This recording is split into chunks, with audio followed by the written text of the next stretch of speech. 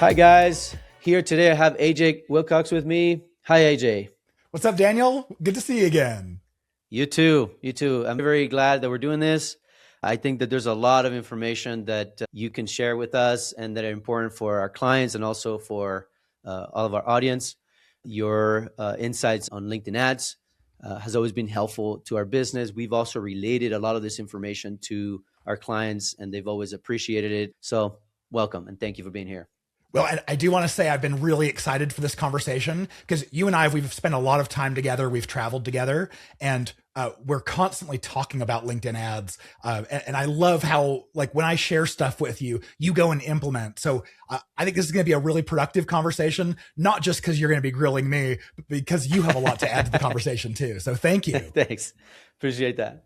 I want to understand a little bit better your background and where you are today. Sure. So it's been almost 20 years ago when I graduated from college. I had a degree in marketing. I got into search engine optimization because I love technology. And eventually I got tired of SEO taking so long to show results. And so I got into Google Ads. I got brought into a pre-IPO SaaS company shortly thereafter and ended up having a ton of success using LinkedIn ads. It became the most important lead generating platform, the highest ROI of any channel that they had been using. And so I ended up growing that to become LinkedIn's largest spending account worldwide. And after running the biggest account for 2.5 years, I went, all right, there have to be more companies than just this one that LinkedIn ads would kill it for. And just over 11 years ago, I started B2 Linked. We're an ad agency that LinkedIn ads is all we do. Mostly account management, but also audits, training, consulting, helping you run it internally yourselves. And we work with pretty much every kind of company that would have success on LinkedIn ads. Usually that's business to business, usually higher LTV types of businesses, lots of SaaS, also recruiting, higher ed. There's some like B2C financial stuff that tends to work, but we're all over the board. That's awesome. So I want to start with, you and I were talking and you told me a little story that you had. And I was like, yes, I need you to share that story with my clients. So what's the story I wanted you to share here today? Yeah. So when a new client comes to us, we talk to a lot of companies. We've worked with a lot. They all have the same goal. They want meetings set up with their sales team. We call them demos. We call them consults. We call them sales calls, whatever you call them. That's what we want. So of course, for the last 11 years and longer, that's how we start. We'll start with like a, right to demo ad. We take a cold audience and we say, do you want a demo?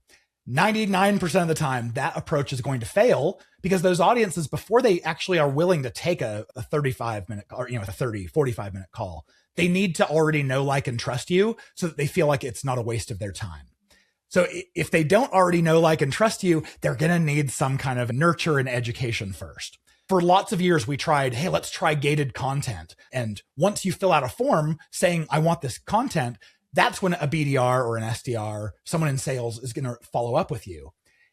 Over many years, we started to realize that strategy was working less and less. People are happy to fill out a form to get content, but when you reach out to them, they just don't respond. Then we started thinking, what is the fastest path to get someone to actually be ready to take that action?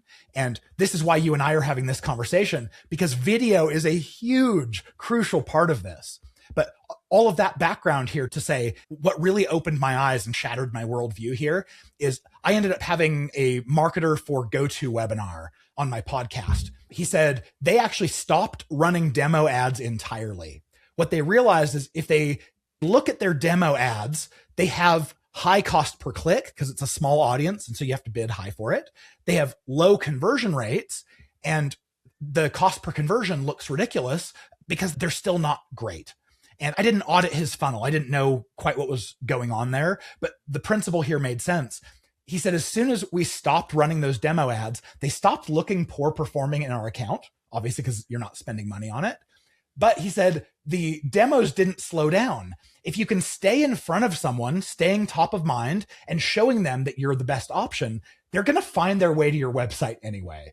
And so he said there was less trackability with it, but they would look at these organic referrals, organic search, going right to their website and filling out the demo form there. And they were cool with that. So I started recommending the same thing to our clients. If we run demo ads and they're looking too expensive, we might as well just stop and let's just keep giving them awesome educational content that reminds them of the problem that you solve and keeps you top of mind. So as soon as they are ready, they know where to find you. I love that story because it proves that if you adapt, there's an opportunity here for you, right? So can you explain to me a little bit about what was that experience like helping your clients make this shift or this new approach? Yeah, I think there's a big risk when you're doing something that's working, when you change the strategy at all, there's going to be a gap time where what if the new thing that you're trying doesn't work? What if conversion rate goes down or costs go up? What do you do? So we always try to lessen the impact of that. Anytime we do a radical shift in strategy, we'll try to leave some vestige of what was running before and get it ready to taper off while you ramp up the new strategy. In this case, we recommend running these or stopping running your demo ads only when they haven't been working. If it hasn't been working already, no big deal. You just say, okay, we're going to stop that. And worst case scenario, you just see a little bit less traffic going to that like demo or contact page. But if they weren't filling out forms anyway, then no harm done. Yeah. I think another pain point that you'll face trying to sell this to your boss is just the costs on LinkedIn being higher. To counter that, at bottom of funnel, we call this our stage 3 when we're in a 3-stage funnel. When we're running these ads, we might have to be paying like $13 to $16 per click just to get LinkedIn to show it to that audience. And so I look at that and say, if you're going to replace those expensive clicks that weren't actually converting anyway, what if we could replace that with more touches with your thought leader ads, more views of your video content, which are very inexpensive. And that allows you to show multiple repeat engagements to your ideal retargeting audience at a much cheaper cost. So this actually can reduce your costs overall. You mentioned, I think it's called ATV ad, LinkedIn TV ads. What are they called? Oh yeah, CTV, connected TV. CTV, connected TV. Our clients are always asking us to create videos for that. In order to get the best cost, the lowest cost, you need to set up your LinkedIn campaigns properly. Yep. And so that usually requires a certain level of like technical knowledge. And so we're going to share a framework to kind of help with that. But I'm interested to see if you're seeing the same thing where like a lot of people are wanting to try the connected TV ads, and they haven't succeeded with LinkedIn ads. The biggest question people ask is, okay, where are my ads being shown? You're pretty much shown on all of the streaming TV services that have ads. And what's so cool to me is LinkedIn has this record. They know whenever you log in to LinkedIn from your browser at home, they know the IP address that you're reaching them. Whenever you log in from the mobile app on your phone, they know where you're calling in from, basically. And so what they do is they can match up the IP address that you log in from at home with the IP address that TV services know is your home. And it's like a third of North America, a third of LinkedIn profiles in North America are linked to a home IP address, which is massive. You can run these ads and probably hit a third of your audience with them. It's amazing. All right. So one of the things that I wanted to ask you before we go into the framework here for how to set up a funnel with video specifically on LinkedIn ads, I wanted to ask you, what are some of the costs per clicks that you're seeing right now? Perfect question. Number one, when you go in and create a campaign, you need to make sure that there's a box that is unchecked called LinkedIn Audience Network. It sounds really cool in theory. I'm going to be able to show my ads to people off of LinkedIn when they're surfing around the web or when they're on apps on their phone. Sounds great. But in all the testing that we've done, we found that a huge portion of that traffic is actually bot and spam and fraud traffic. But LinkedIn will enable it by default. Let's say your boss gives you some test budget. They give you $5,000 or $10,000 and say, go test LinkedIn ads. If you've left that checked, 80-90% of your budget went to non-humans and you can't even tell if it worked. And so then you go back to your boss and say, oh, it didn't work. And they go, okay, you lost your budget. Biggest sin in LinkedIn ads is leaving that on. So always uncheck that. You're going to make sure that all of your traffic is actually coming from LinkedIn proper. And that's where you're going to have the highest quality of traffic. And by the way, when I say to remove the LinkedIn Audience Network, I'm not counting CTV in this because technically CTV is on the audience network and that's okay. That inventory is measured. It's real. But if you're being shown on the websites and apps, that one's a lot harder. I use a really strong allow list or block list to basically say, okay, if I'm going to run this, I only want to show up on Business Insider, Forbes, New York Times. Like I care about the major news sites. I don't want to be shown on apps and stuff. Am I understanding this right? Where you have LinkedIn ads, video ads on the regular self-serve platform, but then you have to go a different way to launch a campaign on connected TV ads, correct? You actually can run connected TV now right through self-serve. So it works the same way. The difference is when you set up a connected TV campaign, you'll say, I want this to be video views as an objective. It might actually even be, I think the objective actually has to be brand awareness. I see.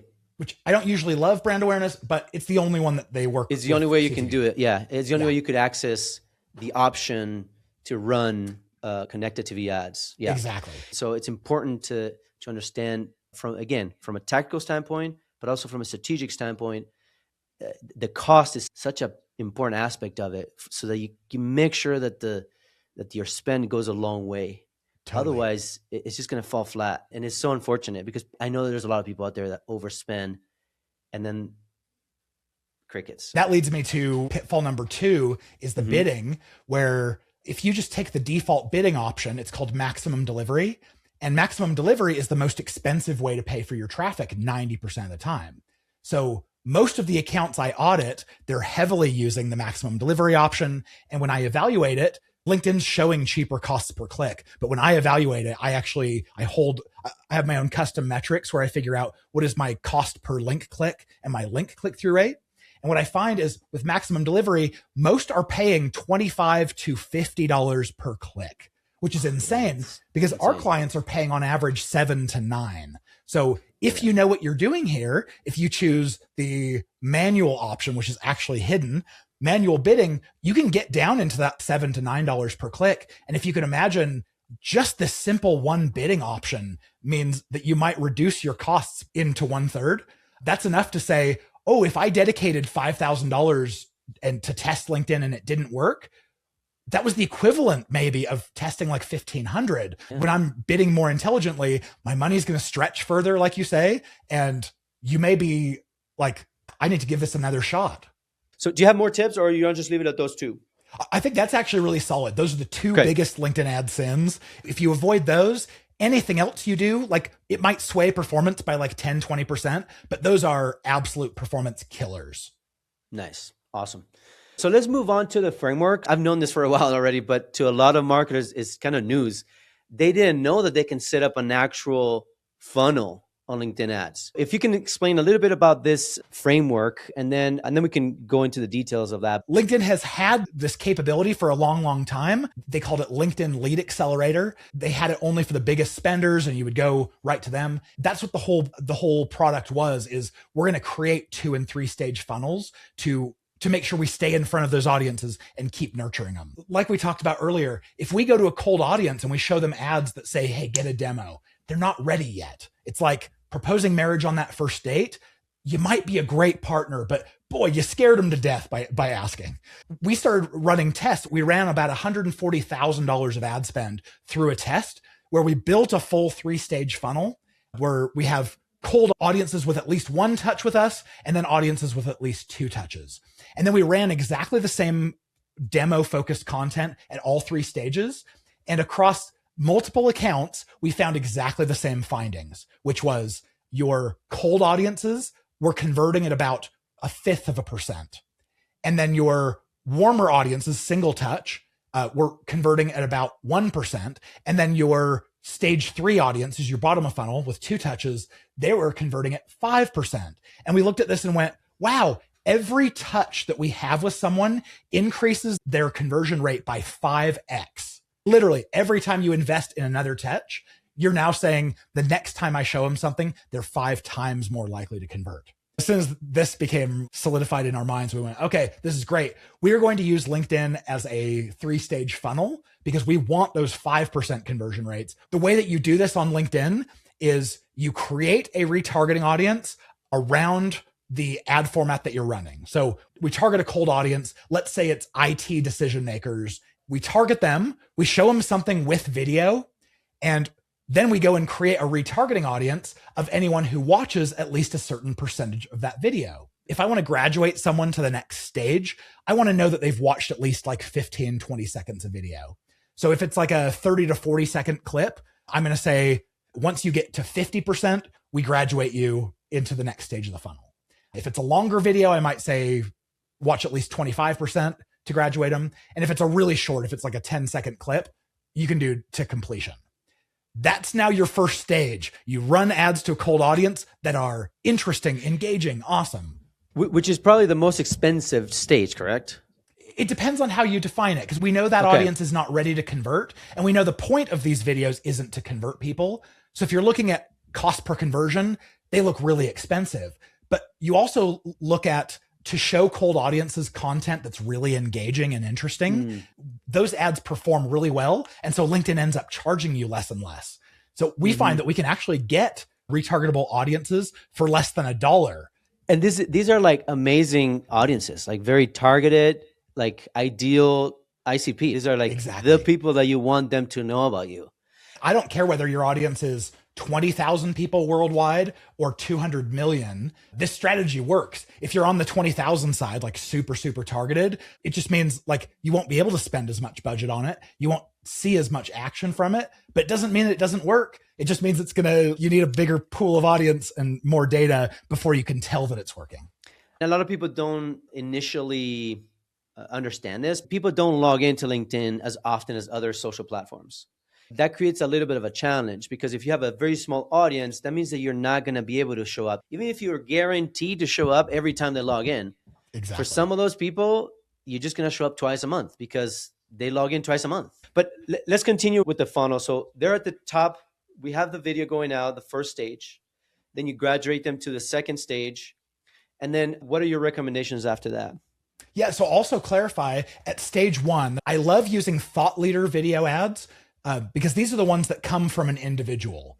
What you need to make this work is you have to have an individual either at your company, or maybe it's an influencer or something. They create the video, they post it on their own LinkedIn profile, and then the company goes and requests to be able to sponsor that. Once they agree, then you can turn that into an ad. And what we find is just the fact that it's coming from an individual versus a company. If you A/B test it and do company, video, and personal, the personal is going to get 5 times the level of engagement on average. Yeah.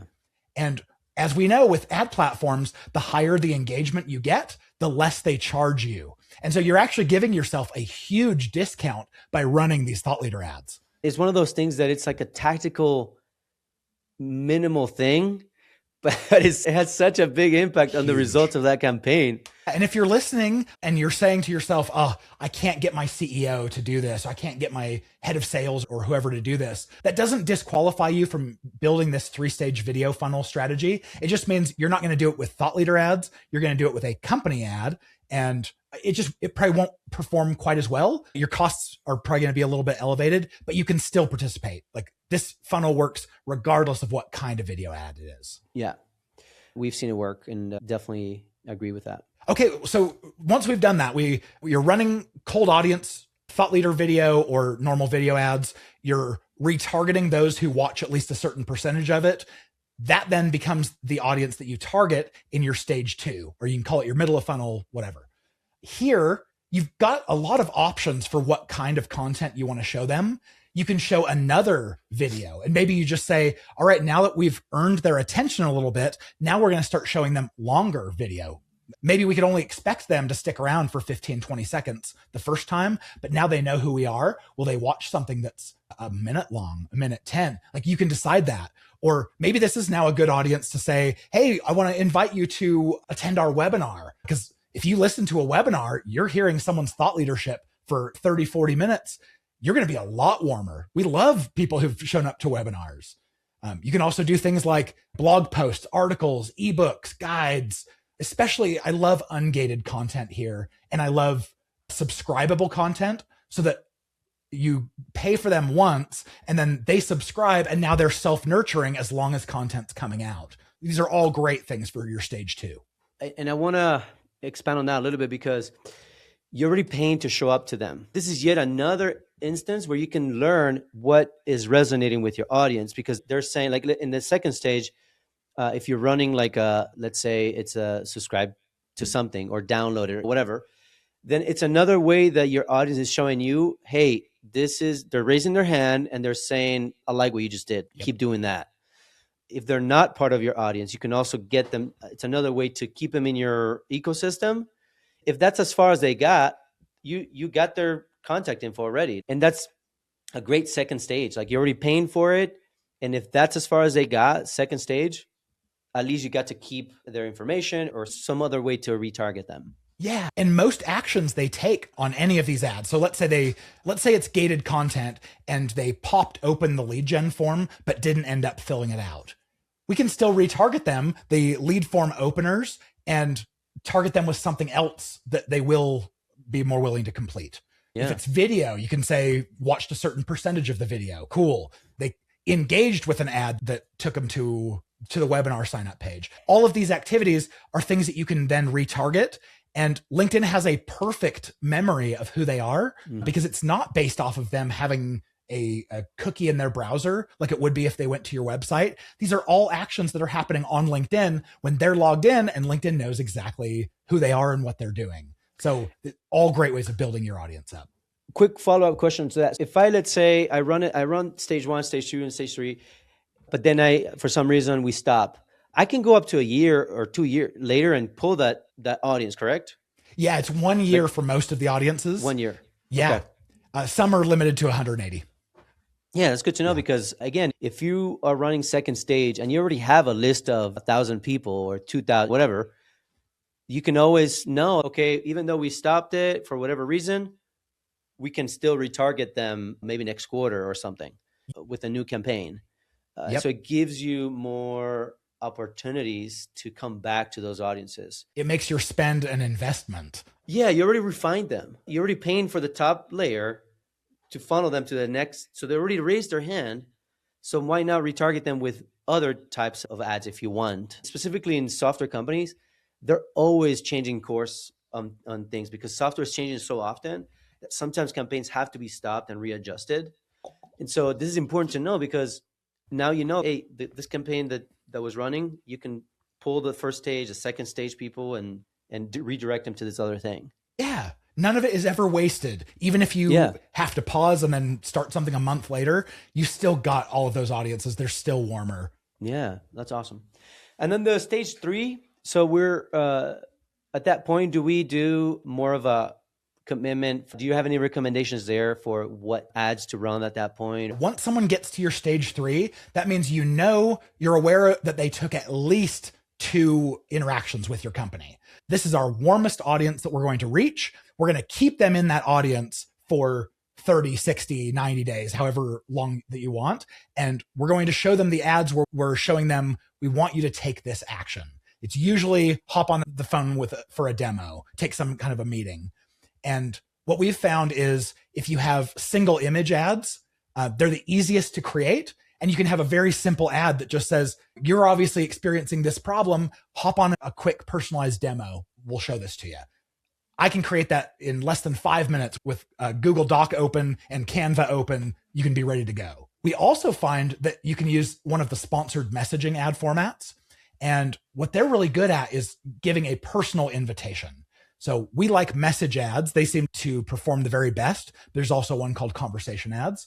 And it comes from an individual and it's delivered to their LinkedIn inbox, their LinkedIn messages, only when they're logged in. So you know they're active before you ever send them something. You get to choose who the individual is, who's the sender. And so with both of these ad formats together, what you get is they get a personalized message from someone in their inbox inviting them to take the demo. And then every time that they're in the news feed, they're seeing your single image ads, reminding them and staying top of mind. And so as this is the best like 1-2 punch combo to get people to actually fill out your demo forms. Can you also probably expand on this? Like towards the bottom of the funnel, you want to start running maybe not so many videos, correct? Is that right? Because they're a little bit more expensive. So you want to use other more direct ads? Exactly. What we find is even if it's the same traffic, it's both stage 3 traffic. If you show a video ad where someone is telling them, here's what you're going to get out of the demo and asking them to sign up, and then a single image ad that's just inviting them to sign up. Usually what we find is the single image ad has the lower cost per conversion or cost per lead. It doesn't make a whole lot of sense until I started thinking about it. Okay, if you have a video ad of any kind, there's two calls to action immediately. There's the implicit call to action of this video started playing, so please pay attention to it. And then you have your call to action of click the link or schedule your demo, whatever. And we know the more options that we give someone, the less likely they are to choose one of them. That's why I love video for top and middle. If we have video in stage 1 and stage 2, to get them to be willing to take a demo call or a sales call, they have to know and trust you. What's the fastest way to get someone to know and trust you? A personal connection over video with a human, like making your life better, sharing tips, tricks, strategies, industry updates, that kind of thing. So yeah. LinkedIn is also doubling down on authenticity. We don't want to stand out as a super polished ad. We want it to be native to the experience that the person is having. And that's why connected TV ads work well, because people are watching, it fits into the experience. Like they're watching TV, they know they're going to get an ad. They're sitting down, right? But on the feed, if it's a video that's authentic, then it makes sense because people want to see from other people when they're on the feed. If you can share with us some tips on how to really have these internal conversations. We're talking to a marketing manager that they are all in on this. They're having a hard time helping them understand, helping them show their boss why this is important. Oh, so many. If it is specifically, boss, I want you to create content on LinkedIn that we can turn into thought leader ads.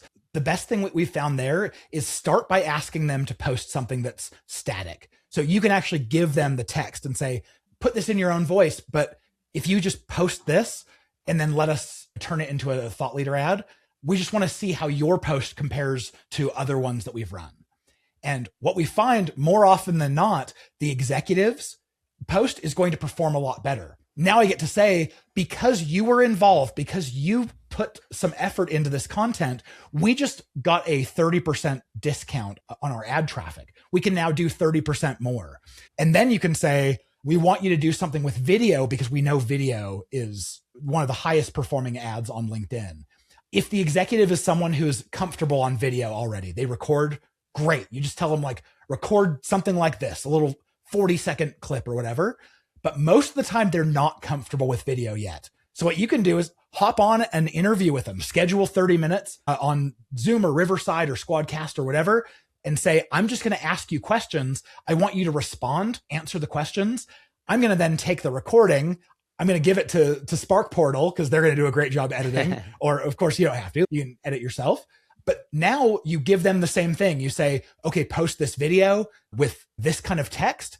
Let's show how it compares to what we're doing. And again, now you have the highest performing ads on LinkedIn. And it wasn't a heavy lift to get them bought in because they already saw how much strength their effort was bringing to your marketing efforts. That's awesome. Another workaround that we've shared with clients is if you cannot get an executive to help you, see if somebody from product or something like that can help you. You can still interview them. And the challenge with product people is they're going to just talk about features and functionalities and stuff. But as a marketer, you can also ask them those strategic questions and you'll get like these little nuggets throughout the video, throughout the recording. And that's your golden ticket right there, which is often the hardest part. Yeah, absolutely. All right. This is great. I know that you have a lot of great knowledge. I know you have your podcast. I know you have your website. If some of our clients or some of our audience wants to learn more about you and what you're doing, where can they find you? Where can they go? Yeah, thanks, Daniel. If you're a podcast listener, I would say come subscribe to the LinkedIn Ads Show podcast. I go into a lot of geeky depth on every area of LinkedIn ads, and I share everything I know for free. So check that out. Also, really easy. Find me on LinkedIn. Come to b2linked.com. Fill out the form on any of those pages. I'm really easy to get a hold of. I'll also say, if you're listening and this has been really interesting to you and you want us to go in more depth, let Daniel know that you want us to do a webinar together or something. We could totally put on a webinar where I could actually show you, we could create all 3 stages of the funnel, show you exactly how to do it. So if that's of interest, let Daniel know. For sure. All right, AJ, thank you so much. I appreciate you being here. Thank you. Anytime, brother.